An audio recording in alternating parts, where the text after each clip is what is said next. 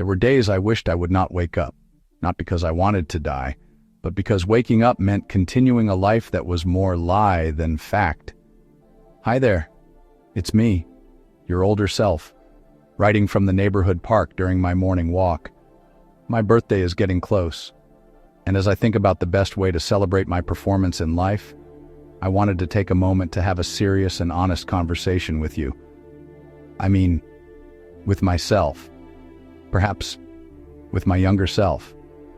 In another time, I would have celebrated my birthday at a clothing-optional spa, or at that gay campground full of hot, sweaty bears that can make 55 feel like 20.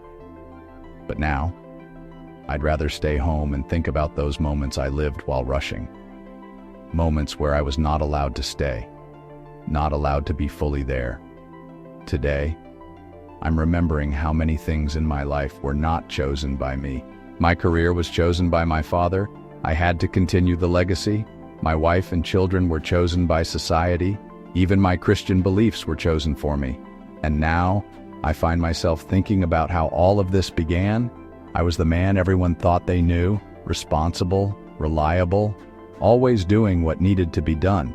And I am also the man who learned very early how to live a life that looked real while feeling completely fictional. I am the man who married a beautiful woman and had beautiful children. Not entirely by choice, but because I was the only son, and the family name had to continue. Here is the truth I never said out loud. That is where this story starts. I was a gay man living a straight schedule. Work came first. Family obligations second. Reputation always. What about my personal desire? That had to jog around my life like an illegal activity. I would steal an hour here, a night there, always checking the clock, always calculating excuses, waiting for a business trip that could take me far from home so I could finally host a hot man in my hotel room. I remember that once I left home for one of those trips, the first thing I did was download at least 3 gay apps. The chosen picture was my chest, hairy, strong, with pecs that looked like they could break a brick with a single flex. And I knew that was what most gay men out there were attracted to. So it always worked. Now I laugh at that. But back then, there was a dangerous mix of lust, desire, guilt, and a serious lack of blood in my head. I was away from home, and what did that mean? I was unleashed, and being unleashed meant I was finally on the real hunt. I did not have a sexual life. I had negotiations, windows of opportunity, moments squeezed between responsibilities that were never optional. I learned how to discipline my body. I trained myself not to look too long, not to want too much, not to imagine a future that included another man. I watched other people date freely, touch openly, build lives in daylight, and I told myself that denial was maturity. It was not maturity. It was fear dressed as virtue. I gave up sex for years, not because I lacked desire, but because desire felt like a threat to everything I was supposed to protect. People love to ask, why didn't you just come out? As if coming out were a moment. As if honesty did not have a monthly cost. As if truth did not risk jobs, families, faith, and the right to belong. I did the math, and the math said, survive first. So I stayed quiet. I delayed myself, and then I hated myself for it. That part hurt more than the silence. I was kind to everyone else. I showed up, I helped, I listened, and then I went home and punished myself for not being braver. I called myself weak, late, broken. No one ever hurt me as efficiently as I did. So this is the apology I owe myself. I carried all of this for years without language.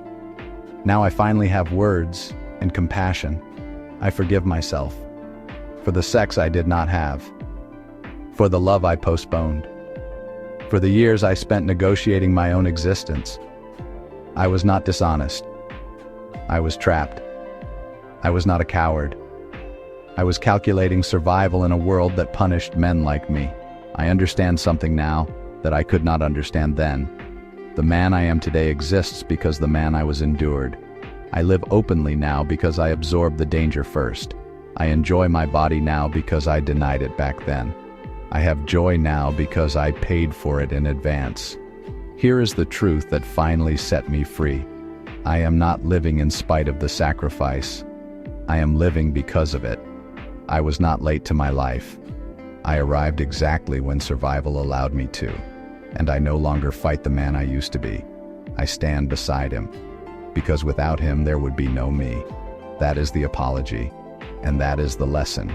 If you're listening to this and something in you feels exposed, I want you to hear this clearly. You are not broken because your life started late. You are not weak because you waited. And you are not dishonest because you survived. Many of us didn't choose the closet. We negotiated with it. We paid rent in silence. We stayed alive long enough to get here. If you're still angry at the version of yourself who stayed quiet, who delayed love, who chose safety over truth, try this instead. Thank him. He didn't fail you. He protected you until you could protect yourself. And if you're still in the middle of it, still calculating, still hiding, still surviving, this is not the end of your story. It's just the chapter where you stayed alive.